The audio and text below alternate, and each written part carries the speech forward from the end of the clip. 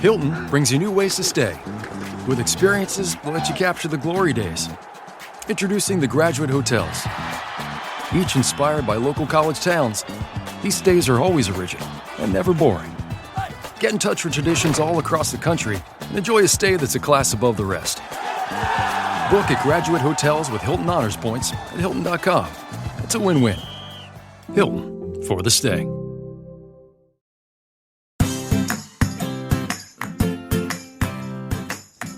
Hi, and welcome back to Realistic Sustainability Educational Shorts. This week I want to talk about hydrogen fuel. And what I mean by that is green hydrogen fuel, which I guess I mean 100% clean hydrogen fuel, and is it really a thing? We've heard in the past terms like clean coal. That doesn't turn out to be all that clean. So when you hear 100% clean or 100% green hydrogen fuel, it does make you wonder. Because I know in order to make hydrogen fuel, it takes a ton of electricity. So, is there such thing as hydrogen fuel that is 100% clean? Well, the first thing we have to do is talk about why it's so important that we find something that is clean, 100% renewable, and adjustable to our energy network. One of the biggest problems with clean energy sources is the ability to turn it up and down based on people's needs. You've heard me tell you time and time again how countries have to buy electricity during their peak times. You've also heard me talk about how there's cost here in the United States during peak times, where we try to price you out of using your electricity to help reduce how much we use. Well, hydrogen fuel is one of those few energy sources that is kind of a controllable clean source. We can turn it up and turn it down, like we do with fossil fuels. Hydrogen fuel, just for those who have never seen or heard about it, or know the basics of it, and this is a very basic understanding. Hydrogen fuel is a natural chemical reaction between hydrogen and oxygen. They use electrolysis to separate the molecules of water into separate hydrogen and oxygen atoms. The hydrogen and oxygen atoms go into a cell, where as they recombine, an electron is released. And that electron is used to charge things. And the byproduct is going back to water. The more hydrogen that goes into that chemical reaction, the more electrons that are stripped off for use. And that's where we get our electrical charge. This is pretty important, because that means the more hydrogen we put in, which by the way, hydrogen, most abundant element in the universe, the more charge we can get from a hydrogen fuel system. This is the reason why fossil fuels have been allowed to dominate for so long, and even though we have all these clean sources, the reason why fossil fuels still exist. You can turn them up and down as needed. So if we find systems that we can adjust based on human needs, we don't necessarily need the fossil fuels anymore. When it comes to fossil fuels, you can adjust almost all of them, including nuclear. And yes, nuclear is clean, but boy does it have a nasty downside, especially with its waste and the possibility of meltdowns. So their downside, it pretty much is bigger than any upside you can get. So we need something better. So in order to create a clean electrical grid, we have to find these clean sources that can be adjusted.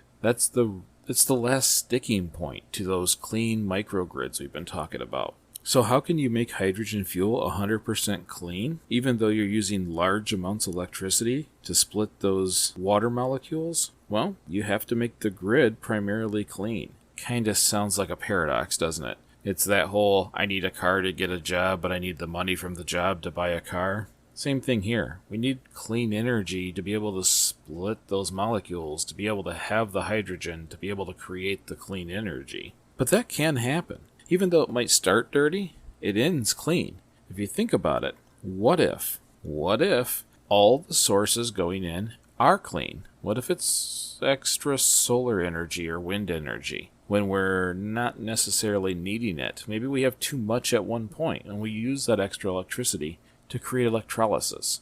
Well, that's where they get that 100% clean stat from. They are using solar, wind, hydro, any clean source to create enough electricity to be able to do the electrolysis on the water, separating those atoms and having them ready for use as needed. When I was at the University of Michigan, I worked on a project where we tried to design a clean energy grid system. Well, I'll tell you, it's really complex. Like, drive you crazy, draw on the walls complex. So they had us kind of dumb it down just a little. The math became really challenging because as the Earth turns, we gain and lose sources. So we ended up just creating the base model idea and not balancing the electricity itself. But that base model included hydrogen fuel sources built into the public water supply, so that when wind and solar and geothermal all created way too much electricity for the United States to use,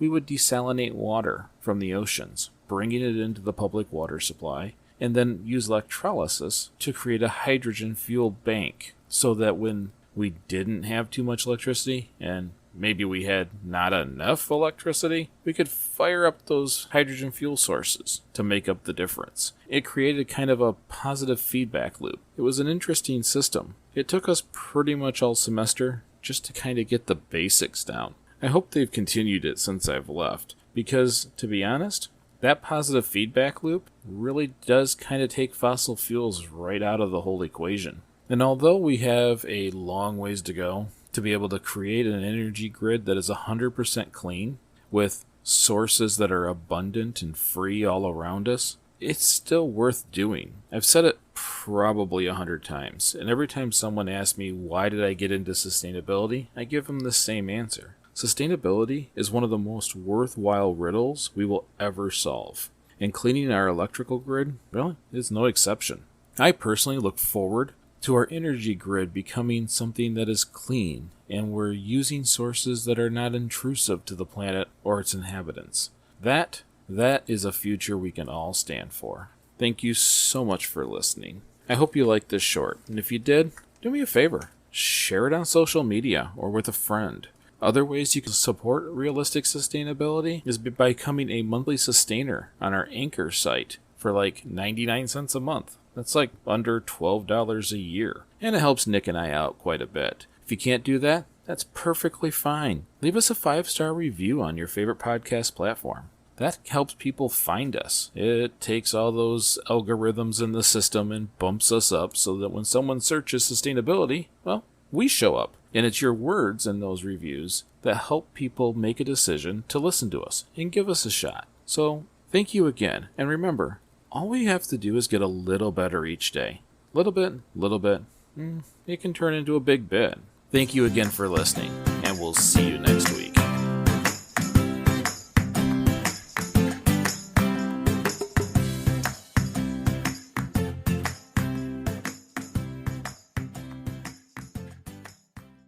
Hi, this is Mike, co-host of Realistic Sustainability, the podcast, which you probably already know, but I'm also the author of A Beginner's Guide to Greening Your Life. That was the book that led to our Facebook page, our Facebook group, and, well, even this show. It offers tips on promoting your positive footprint while decreasing your carbon footprint. So, if you want to read what started all of this, get A Beginner's Guide to Greening Your Life, available on Amazon, eBay, Etsy, or just visit greeningyourlife.org for more information.